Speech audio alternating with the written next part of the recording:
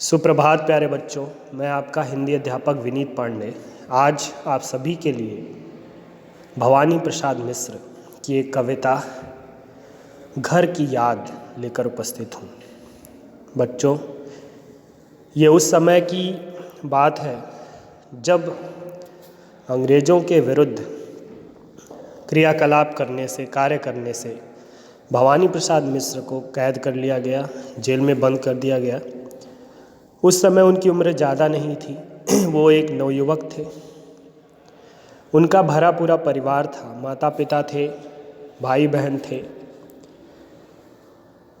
Jail में कैद होने के बाद एक बार जब बरसात का मौसम आया, सावन का महीना आया, तो चूँकि वो कवि थे तो उन्होंने उसी संबंध में एक कविता लिखी।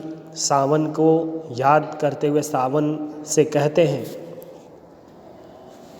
और उसे अपने घर की याद के बारे में बताते हैं। कहते हैं कि आज पानी गिर रहा है, बहुत पानी गिर रहा है, रात भर गिरता रहा है, प्राण मन गिरता रहा है। कहते हैं कि आज बहुत पानी गिर रहा है, बहुत बरसात हो रही है, अत्यधिक भयानक बारिश हो रही है, लगातार हो रही है, रात भर पानी बरसा है और मेरा मन जो है, मेरा प्राण सूख रहा है, मेरा मन बड़ा अधीर हो रहा है, व्याकुल हो रहा है। कहते हैं कि मेरा घर इस घनघोर बारिश में मुझे याद आ रहा है, मेरी आंखों में तैर रहा है। वो घर जो मुझसे बहुत दूर है आज, वो घर जो खुशियों से भरा पूरा था, वो घर मुझे आज बहुत याद आ रहा है। कहते हैं कि वह घर जिसमें मेरे घर में 4 भाई, मायके से बहन आई। कहते हैं वह घर जिसमें मेरे 4 भाई हैं, मायके से मेरी बहनें आई हैं। बहन आई बाप के घर, हाय रे परिताप के घर। कहते बहन पिता के घर आती है तो खुशियाँ लेकर आती है, खुशियाँ होती हैं चारों तरफ, लेकिन वह ऐसे समय में मेरे पिता के घर आई, यानी मेरे घर आई है जब दुख की घड़ी है। क्योंकि दुख क्या है, क्योंकि मैं जेल में हूँ, तो मेरा पूरा परिवार दुखी है इस विषय को लेकर। कहते हैं कि मेरी बहन भी इसलिए दुखी होगी।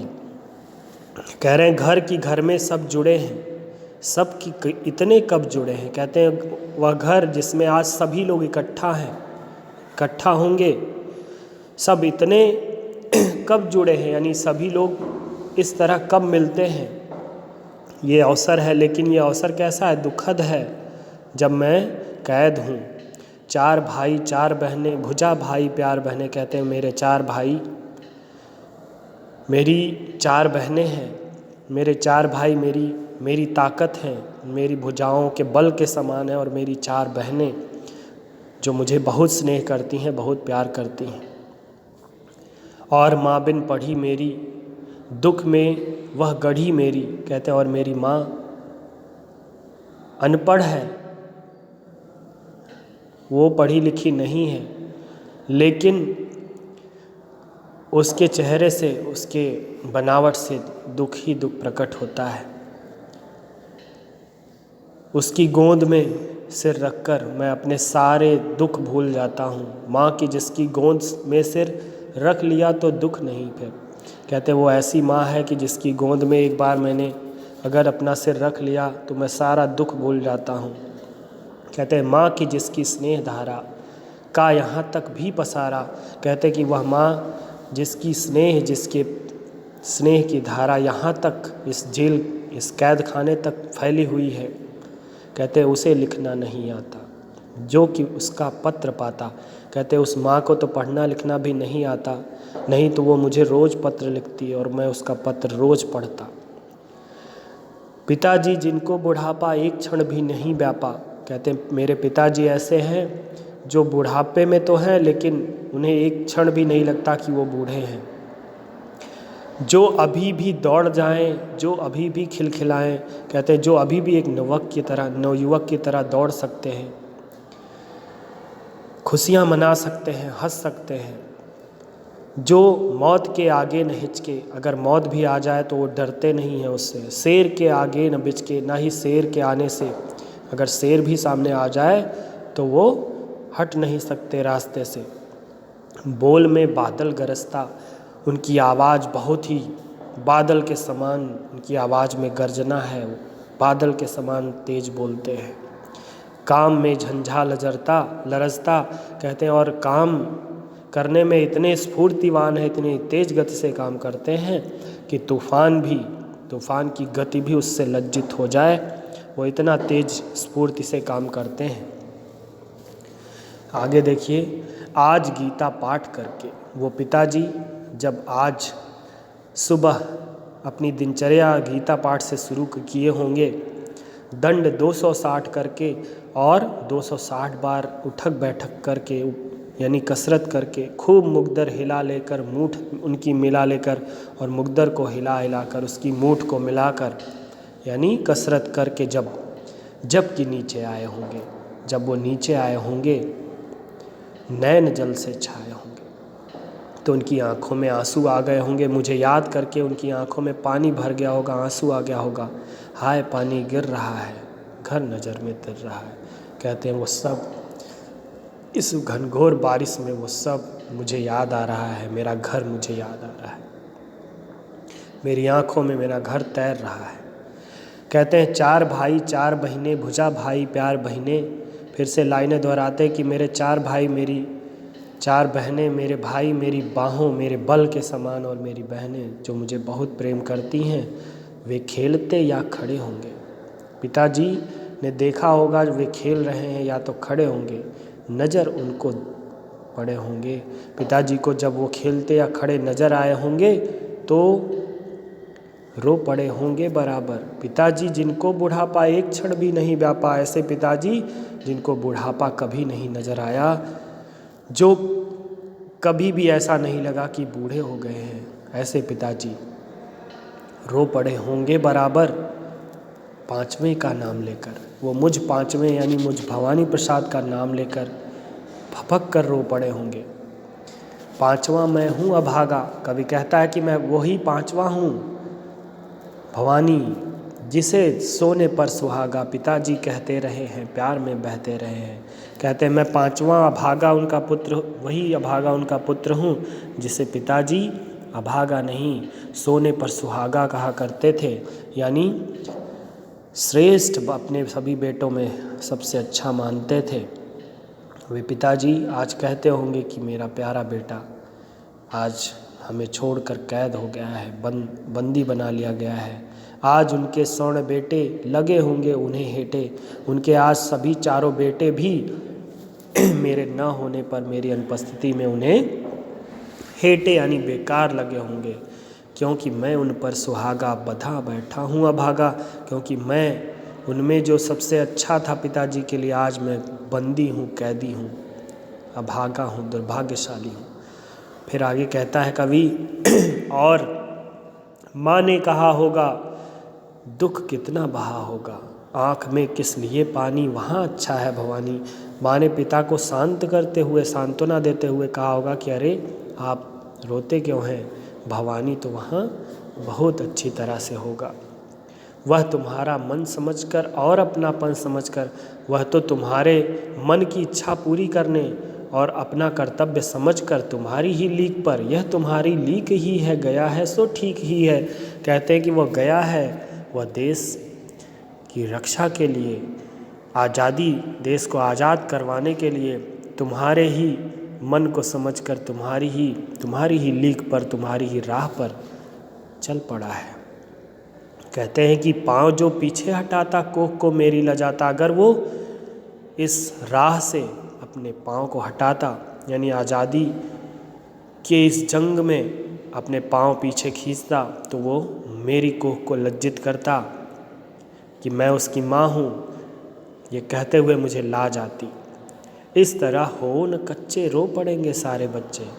कहती हैं माँ उनको समझाते हुए, कहती होगी कि अगर आप इस तरह, आप पिता हो के इस तरह कच्चे होंगे, मन कच्चा करेंगे, रोएंगे, तो और भी बच्चे रो पड़ेंगे, वो भी रोने लगेंगे।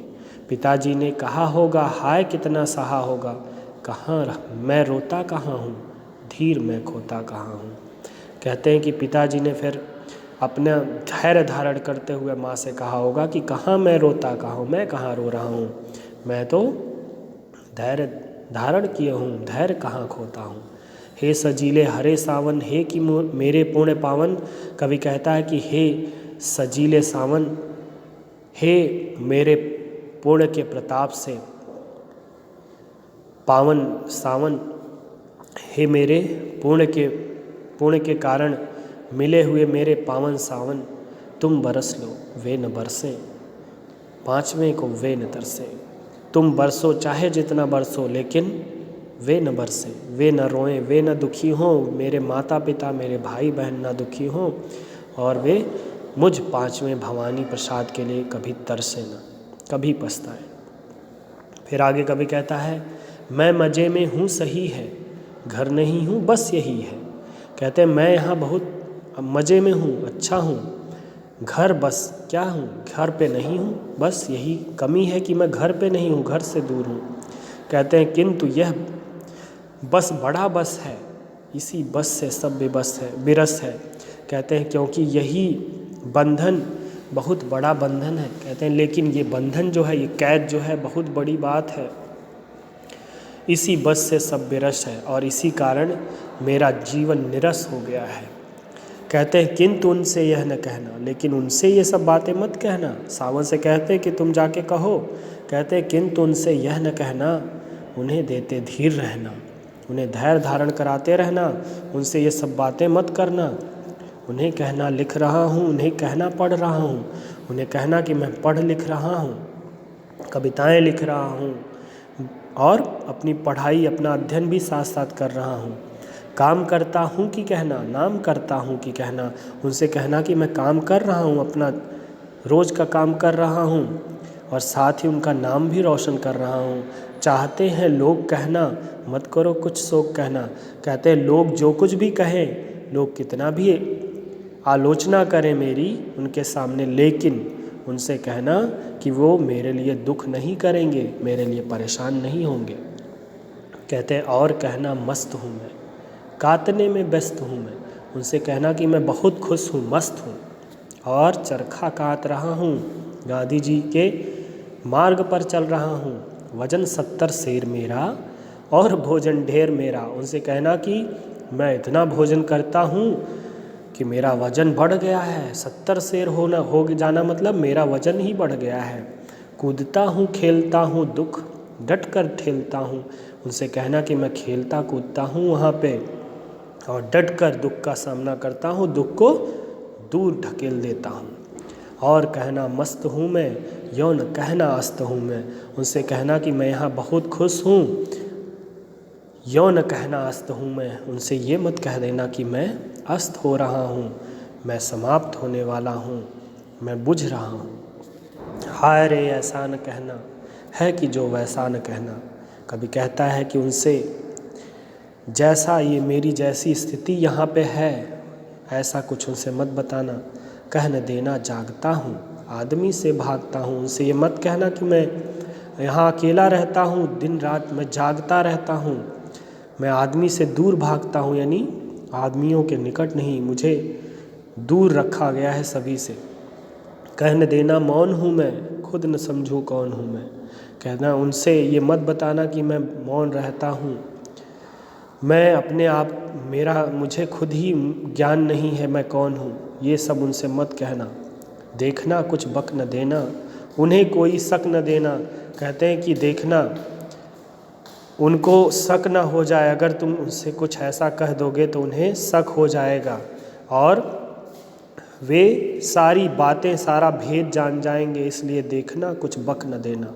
कुछ भी ऐसा वैसा मत कहना कि जिससे उनको शक हो जाए कि मैं दुखी हूँ।